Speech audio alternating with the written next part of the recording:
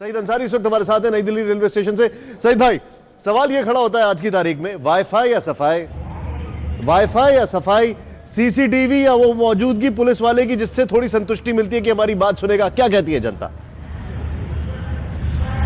निशांत, बिल्कुल आपने ठीक कहा। वाईफाई भी यहाँ हमारे देश की जनता चाहती है, सफाई चाहती है, सुरक्षा चाहती है, सब कुछ चाहती है। लेकिन हमारे साथ आरजेडी के सांसद राजनीति प्रसाद जी इस वक्त यहाँ पर मौजूद हैं, जो अभी अभी पटना राजधानी से नई दिल्ली रेलवे स्टेशन पर उतरे हैं। राजनीति जी, एक सांसद होने के नाते कुछ विशेष सुख सुविधाओं का आप उपभोग करते हैं, आपको अधिकार मिला हुआ है। उसके बावजूद भी क्या आपको लगता है कि इस सफर में कुछ चीजें ऐसी हुई कि उन्हें सुधारा जाना चाहिए? देखिए, सफर में बहुत सारी त्रुटियां हैं।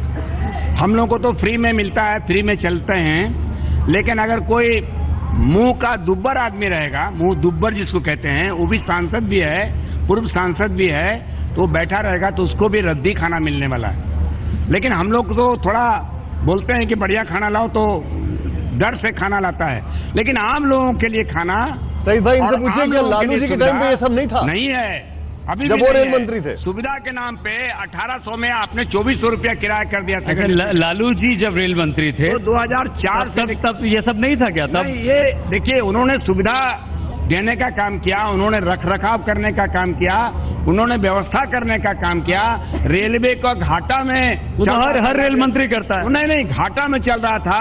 बिना पैसा बढ़ाए हुए उन्होंने उस ट्रेन को काफी मुनाफा कराया। ये सारा चीज 2700 रुपए। एक सेकंड जी, हाँ, नहीं, लालू जी ने क्या कर दिया था? जो देखिए, लालू जी ने कुछ नहीं किया था।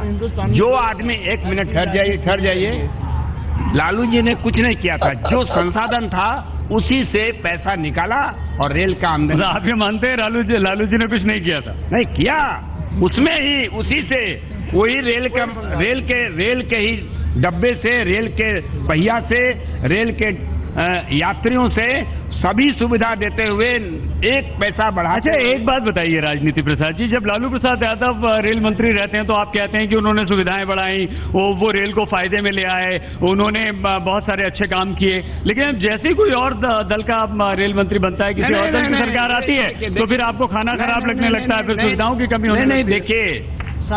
देखिए, ऐसा नहीं हम कह रहे हैं, किसी के बायस होकर हम नहीं कह रहे हैं, लेकिन इतना बात हम जरूर कह रहे हैं कि आप कोई भी रेल मंत्री है, आप अगर उसके नाम पे, सुविधा के नाम पे भाड़ा बढ़ाते हैं तो सुविधा देना पड़ेगा आपको। आप सुविधा नहीं देंगे तो पैसा क्यों बढ़ाया आपने? 2800 रुपया किराया, 2400 रुपया किराया, 1800 रुपया किराया आप क्यों ले रहे हैं, क्यों बढ़ा रहे हैं गरीब? और एक सज्जन ने ये भी कुछ कहना चाह रहे हैं, टिकट दिखाकर जल्दी से बता दीजिए। मैं ये कहना चाहता हूँ, ठीक है, ये नेता है, ये नेता कह रहे हैं, पर मैं एक आम आदमी हूँ, मैं 2600 रुपये टिकट देकर आ रहा हूँ, मुझे राजधानी सेकंड एसी में कोई व्यवस्था नहीं मिला। कोई व्यवस्था नहीं। बहुत धन्यवाद, हम आपसे फिर से बात करेंगे। राजनीति जी, बहुत धन्यवाद आपका भी। तो यहाँ पर आपके साथ जो है, आपके साथ जो है अभी आरजेडी के सांसद हैं, लेकिन बहुत बहुत शुक्रिया सईद भाई, हम आपके पास वापस आएंगे।